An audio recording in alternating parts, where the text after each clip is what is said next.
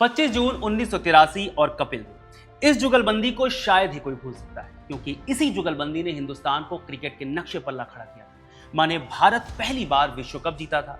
अब एक और जुगलबंदी तैयार हुई है, 2 नवंबर 2025 और हरमनप्रीत कौर, क्योंकि महिला क्रिकेट टीम ने पहली बार विश्व कप का खिताब जीता है। मगर ये सब कुछ इतना आसान नहीं था। टीम को बनाना, संभालना, फिर वर्ल्ड कप टूर्नामेंट के बीच में तमाम आलोचनाएं झेलना, टीम के साथ साथ खुद पर अच्छा न खेलने के आरोप लगना, बावजूद इसके परिस्थितियों से लड़ना, डट कर खड़े रहना और मौका आने पर विश्व को दिखा देना हम सिर्फ खेलने नहीं जीतने आए हैं, क्योंकि हम विश्व चैंपियन हैं। वाकई हरमनप्रीत एक अद्भुत कप्तान है। आज के इस वीडियो में हम हरमनप्रीत की जिंदगी और क्रिकेटिंग करियर के बारे में बात करेंगे। नमस्कार, मेरा नाम है रविशंकर, आप देख रहे हैं खबर। मैच से पहले ही हरमनप्रीत कौर दर्द में थी। सिर्फ दर्द नहीं, बल्कि मैदान पर पहली बार उनके आंसू निकल आए थे। फील्डिंग करते समय उनके बाएं हाथ की उंगली डिसलोकेट हो गई थी। ठंड इतनी ज्यादा थी कि उस पर ग्लव्स डालना और बैट पकड़ना भी मुश्किल था। उन्हें लगा कि उनका टूर्नामेंट खत्म हो गया। वो मैदान पर रो पड़ी। डॉक्टर ने उन्हें पहले अच्छे से रो लेने दिया। जब वो चुप हो गई तो डॉक्टर ने उंगली ठीक कर दी और कहा, बस इसे हिलाते रहना, रोकना मत, वरना जाम हो जाएगी। अगला मैच क्वार्टर फाइनल था। इसमें उन्होंने एक भी चौका नहीं मारा, सिर्फ सिंगल लेती रही। लेकिन सेमीफाइनल में जब वो दिग्गज मिताली राज के साथ बैटिंग कर रही थी तो उन्हें लगा कि अब अटैक करना पड़ेगा। उन्होंने मिताली से कहा, मुझे अटैक करना चाहिए, थोड़ा अटैकिंग बैटिंग करनी पड़ेगी। मिताली राज ने एक पॉज लिया, क्योंकि टीम पहले ही 2 विकेट खो चुकी थी। उन्होंने कहा, देख लेना, उड़ाए मत जाना, बस ये ध्यान रखना कि सेफ भी रहे। हरमनप्रीत उस एक फ्री हिट का इंतजार कर रही थी, जिसके बाद उन्हें लगे कि एक छक्का लग जाए और फिर वो खुलकर खेले। जैसे ही उन्हें मौका मिला, एक शॉट लगने के बाद उनकी बॉडी की जकड़न खत्म हो गई। उन्हें लगा कि आज अपना ही दिन है। मैदान पर वो खुद से कहने लगी, अब तो बस मैं पापा की परी नहीं हूँ, मैं फाइटर हूँ, योद्धा हूँ, असली योद्धा। उन्होंने 171 रन की वो तूफानी पारी खेली जिसने इतिहास रच दिया। हरमनप्रीत ने ये ऐतिहासिक पारी खेली थी जुलाई 2017 में ऑस्ट्रेलिया के खिलाफ। हरमनप्रीत बताती हैं कि उस दिन वो बचपन की अपनी सभी बातों को याद कर रही थी कि उन्होंने क्रिकेट खेलना कैसे शुरू किया। उस दिन उनका माइंडसेट बहुत अलग था। वो आज भी हर मैच में वैसी ही मानसिकता लाने की कोशिश करती हैं। उस पारी के बाद उन्हें सच में महसूस हुआ कि आज मुझे कोई रोक नहीं सकता। मजे की बात यह है कि उस ऐतिहासिक पारी से पहले उन्होंने नाश्ता तक नहीं किया था। उन्हें लगता है कि जब कुछ अच्छा होने वाला है तो एक एहसास होता है। उस दिन मैं इतनी भूखी थी कि अगर ब्रेकफास्ट करती तो शायद इतना नहीं मार पाती। भूखी होने की वजह से मैंने बॉलर्स को ही खा लिया। ये हरमनप्रीत कौर की जिंदगी का एक किस्सा था। अब बात उनके शुरुआती जीवन की। हरमनप्रीत कौर का जन्म पंजाब के मोगा शहर में हुआ। उनका बचपन भी वहीं बीता। उनके पिताजी एक खिलाड़ी रहे। हरमन हमेशा अपने पापा को इस बात का श्रेय देती हैं कि उस समय एक छोटे शहर में माता पिता का इतनी बड़ी सोच रखना और पूरा परिवार का सपोर्ट करना बहुत बड़ी बात थी। उनके माता पिता ने कभी भी किसी भी चीज के लिए मना नहीं किया।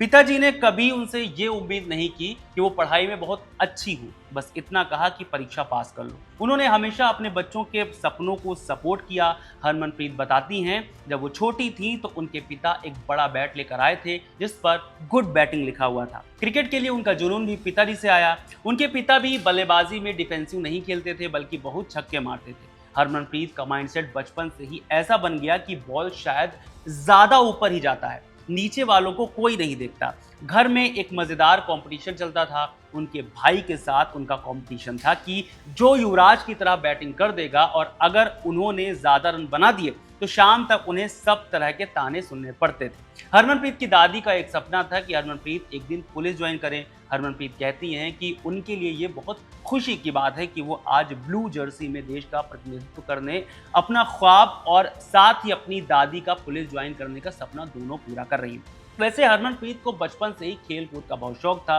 वो लड़कों के साथ क्रिकेट, फुटबॉल या वॉलीबॉल खेलती थी। एक रोज उनके स्कूल के प्रिंसिपल ने उन्हें लड़कों के साथ खेलते हुए देखा। उनके पास आए और पूछा, तुम कौन सा खेल खेलना चाहती हो, क्रिकेट ही पसंद है या और भी कोई? हरमनप्रीत ने कहा, नहीं सर, मुझे क्रिकेट खेलना है। प्रिंसिपल ने पहली बार किसी लड़की से आकर ये कहा कि अगर तुम्हें क्रिकेट खेलना है तो मैं तुम्हारे लिए क्रिकेट अकेडमी खोलूंगा। हालांकि इस वक्त हरमनप्रीत को मालूम नहीं था कि लड़कियां भी क्रिकेट खेलती हैं। तो उन्होंने अपने सर से पूछा, क्या सच में लड़कियां क्रिकेट खेलती हैं? सर ने कहा, हाँ, और बोले कि कल से स्कूल ज्वाइन करो। स्कूल ज्वाइन करने के लिए इसलिए बोला क्योंकि 10वीं की परीक्षा के नतीजे के बाद स्कूल में छुट्टियां होने वाली थी। हरमनप्रीत के प्रिंसिपल ने सिर्फ एकेडमी ही नहीं खोली बल्कि हरमनप्रीत के खेल का सारा खर्च उठाया। एक तरह से उन्होंने हरमनप्रीत के क्रिकेटिंग करियर को अडॉप्ट कर लिया। इस तरह से हरमनप्रीत का करियर आगे बढ़ा। हालांकि इससे पहले से हरमनप्रीत वीरेंद्र सहवाग को अपना आदर्श मानती थी। उनकी बैटिंग से उन्हें इतना लगाव था कि वो मैच शुरू होने से पहले ही नर्वस हो जाती थी कि कहीं सहवाग आउट ना हो जाए। सहवाग को लेकर हरमनप्रीत एक किस्सा बताती हैं कि एक बार वो एक मेले से सहवाग का पोस्टर खरीद लाई और उसे दीवार पर लगाना चाहती थी, लेकिन उस जगह एक धार्मिक पोस्टर लगा था तो उनकी मां ने मना कर दिया। ऐसे में कई दिनों तक सहवाग का पोस्टर हरमनप्रीत ने कमरे में ही रखा। करीब महीनों तक वो रोज पोस्टर देखती और बंद करके रख देती। हालांकि एक दिन उन्होंने पोस्टर चिपकाने के लिए अपनी मां से पूछ ही लिया तो उन्होंने गुस्सा होकर मना कर दिया और कहा जाकर अपने पापा से पूछ लो। बावजूद इसके हरमनप्रीत ने पोस्टर चिपका दिया। जब पिताजी आए और उन्होंने देखा तो गुस्सा होने के बजाय हंसने लगे। उन्होंने हरमन से पूछा कि क्या हुआ। हरमन ने विनती की और पिताजी मान गए। सहवाग की तरह ही हरमनप्रीत भी शुरुआत से पावर हिटिंग पर विश्वास रखती थी। उनके कोच उन्हें रोज 50 गेंदें मैदान के बाहर लगे आम के पेड़ पर मारने के लिए कहते थे। हरमन बताती हैं कि जब तक वो गेंदें मैदान साफ करके पेड़ के अंदर नहीं मार देती थी तब तक उन्हें खेलना पड़ता था। कोच उन्हें हमेशा एक ऐसा बैट देते थे जिसमें बिल्कुल जान नहीं रहती थी, माने स्ट्रोक नहीं होता था, ताकि वो पूरी पावर से हिटिंग सीख सके। उनकी ये प्रैक्टिस गांव स्टाइल बैटिंग थी जिससे उन्हें बचपन से ही पावर हिटिंग में मजबूत बना दिया। जब वो करियर में आगे बढ़ी तो उनकी जबरदस्त आक्रामक बैटिंग की आलोचना भी हुई। कई सीनियर्स को उनका एग्रेशन और गांव स्टाइल बैटिंग पसंद नहीं आया। उन्हें कहा जाता था क्रिकेट एक जेंटलमैन का खेल है और आपको ऑन फील्ड थोड़ा सॉफ्ट स्पोकन होना चाहिए, ऐसा एग्रेशन ठीक नहीं है। हरमनप्रीत बताती हैं उन्होंने खुद को बदलने की बहुत कोशिश की, लेकिन उन्हें एहसास हुआ कि किसी को समझाने में पूरी एनर्जी वेस्ट हो जाती है। अगर मेरे आक्रामक होने से मेरा फोकस अच्छा रह रहा है और परफॉर्मेंस आ रही है तो आपको सिर्फ उसी से मतलब होना चाहिए। वो तय करती थी कि वो अपनी टीम के खिलाड़ियों को हमेशा कहती हैं कि अपना बेस्ट करो, उसके लिए जो करना है करो।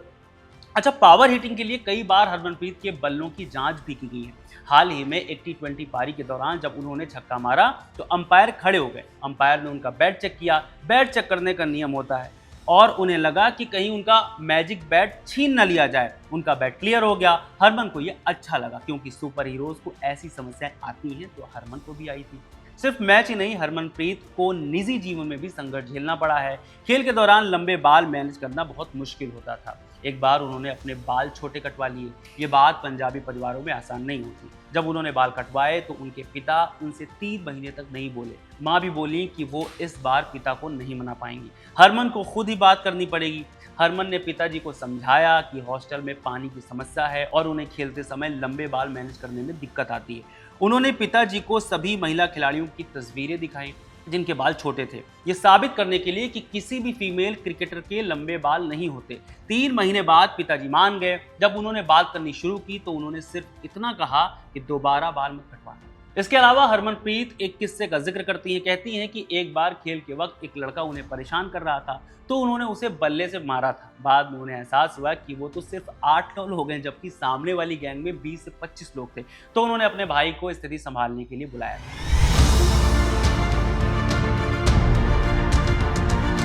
ये बात कहने में गुरेज नहीं है कि महिला क्रिकेट के बारे में हमारे देश में बहुत कम लोग जानते थे। शायद यही कारण था कि कोच हरमनप्रीत को गांव-गांव ओपन जीप में ले जाते थे ताकि लोगों को पता चले कि वो इंडियन क्रिकेटर है। लेकिन 2017 के बाद सब बदल गया। हरमनप्रीत बताती हैं कि वर्ल्ड कप हारने के बावजूद जब वे भारत लौटे तो एयरपोर्ट पर लोगों का जो प्यार और सपोर्ट मिला वो बहुत स्पेशल था। लोग उन्हें घेर लेते थे, मीडिया का जमावड़ा था। उन्हें एहसास हुआ कि उनकी टीम ने कुछ बहुत बड़ा कर दिखाया है। दरअसल ये सब कुछ हरमनप्रीत की 171 रन की पारी के बाद हुआ, जिसका जिक्र हमने शुरुआत में किया था। इस एक पारी ने भारतीय महिला क्रिकेट के पूरे स्ट्रक्चर को बदल दिया। पहले लोग सोचते थे कि लड़कियां 50 ओवर में 200 से 220 रन तक ही बना सकती हैं, लेकिन हरमनप्रीत ने दिखाया कि लड़कियां भी बड़े शतक बना सकती हैं, 300 प्लस का स्कोर भी बना सकती हैं। अब कई लड़कियां हरमनप्रीत से प्रेरित होकर क्रिकेट खेल रही हैं। और उनके कोच कमलदीप सिंह सोढ़ी ने मोगा में कई और अकेडमीज खोली हैं। यही वो पारी है जिसके कारण उनकी तुलना कपिल देव के 175 रन की पारी से करते हैं, जिसने पुरुष क्रिकेट में भारत की जीत का परिदृश्य बदल दिया था। हरमनप्रीत कहती हैं वो उस तुलना से बहुत खुश होती हैं। सिर्फ इस पारी की बदौलत ही नहीं, हरमनप्रीत कौर ने अपनी कप्तानी के जरिए भी टीम में बहुत प्रभाव छोड़ा है, क्योंकि हरमनप्रीत टीम के खिलाड़ियों से मेहनत नहीं करवाती बल्कि खुद करती हैं। वो कमजोर खिलाड़ियों के साथ ट्रेनिंग करना चाहती हैं ताकि उन्हें प्रेरित कर सकें। वो खुद को फाइटर मानती हैं और चाहती हैं कि टीम के सभी खिलाड़ी भी ऐसे ही बने। ड्रेसिंग रूम के किस्से बताते हुए वो कहती हैं कि टीम में सब लोग चिल आउट हैं और ज्यादातर खिलाड़ी एक ही उम्र के हैं। क्रिकेट के इतर हरमनप्रीत कहती हैं कि उनकी सबसे अच्छी दोस्त स्मृति मंधाना है। उनके साथ वो प्ले स्टेशन खेलना पसंद करती हैं घंटों तक। हरमनप्रीत से पूछा गया कि मैदान में गालियां सबसे ज्यादा कौन देता है, तो उन्होंने अपना नाम दिया। वो बताती हैं कि ऋचा घोष और शफाली वर्मा खाने की बहुत शौकीन है। ऋचा के बारे में एक मजेदार किस्सा है कि वो सबके सामने नहीं खाती, शायद इसलिए क्योंकि वो फूड को लेकर बहुत पजेसिव हैं। चाहे रात के 4 बजे मैच खत्म करके आओ, उनके कमरे के बाहर रूम सर्विस वाला खड़ा ही मिलता है। हरमन बताती हैं कि वो भूतों से बहुत डरती हैं। एक बार श्रीलंका में टूर के दौरान वो और स्मृति एक ही कमरे में थे और हरमनप्रीत ने उन्हें सोने नहीं दिया क्योंकि उन्हें नींद नहीं आ रही थी डर के मारे। हरमनप्रीत की अचीवमेंट्स की बात करें तो साल 2017 में उन्हें अर्जुन अवार्ड मिला था। उन्हें लगता है कि ये उनके लिए और उनके पिता के लिए बहुत बड़ा गर्व का वक्त था। उनके पिता हमेशा उनके सबसे बड़े सपोर्टर रहे हैं और उनकी हर कामयाबी पर उन्हें शाबाशी देते रहे हैं। हरमनप्रीत अपने परिवार का एक किस्सा सुनाती हैं कि उन्होंने अपनी कलाई पर मॉम का टैटू बनवाया हुआ है, साथ ही कुछ स्टार्स, क्योंकि टैटू घर पर अलाउड नहीं था तो उन्होंने लगभग 1.5 साल तक इसे छुपा कर रखा। घर पर वो कलाई में बैंड बांध लेती थी और कहती थी कि कलाई में दर्द है। एक दिन वो बैंड पहनना भूल गई। माँ ने पूछा हाथ पर क्या है, हरमन ने कहा शाम तक मिट जाएगा। जब 3 दिन तक वो नहीं मिटा तो माँ ने पूछा कि ये क्यों नहीं मिट रहा, तब हरमन ने बताया कि ये परमानेंट है। माँ डर गई और कहा कि पिताजी नाराज होंगे। एक दिन घर पर दोस्त थे और एक दोस्त ने जोर से पूछ लिया टैटू के बारे में। हरमन डर गई कि पिताजी दोस्तों के सामने डांटेंगे, लेकिन पिताजी ने कोई रिएक्ट नहीं किया। माँ ने बाद में बताया कि उन्होंने पहले ही पिताजी को बता दिया था और अब सब ठीक है। हरमनप्रीत कौर के साथ शुरुआती दौर में एक और समस्या रही, 84 नंबर। दरअसल हुआ क्या कि जब वो भारतीय टीम में आई तो बाकी खिलाड़ियों ने दूसरे नंबर की जर्सियां ले ली थी, बची थी 84। अब पंजाब में 84 नंबर अच्छा नहीं माना जाता क्योंकि लोग इसे 1984 के दंगों से जोड़कर देखते हैं। कोई दूसरा ऑप्शन तो था नहीं। ऐसे में हरमनप्रीत कौर ने इसे पॉजिटिव ढंग से लिया और कहा 84 नंबर से वो पीड़ित परिवारों को ट्रिब्यूट देती हैं। माँ ने बहुत वक्त तक उन्होंने 84 नंबर की जर्सी ही पहनी। हालांकि बाद में वो अपने पसंदीदा खिलाड़ी महेंद्र सिंह धोनी से जुड़ा 7 नंबर वाली जर्सी पहनने लगी, बाद में 23 नंबर, क्योंकि इसे वो लकी मानती है। अब हरमनप्रीत कोई भी नंबर पहने, हमारे देश और हमारे देश के लिए वो खुद लकी गर्व हैं। उन्होंने भारतीय महिला क्रिकेट टीम को पहली बार विश्व कप जिताया है। आप हरमनप्रीत के बारे में क्या कहेंगे, कमेंट करके जरूर बताएं। खबर गांव को सब्सक्राइब जरूर करें। बहुत शुक्रिया।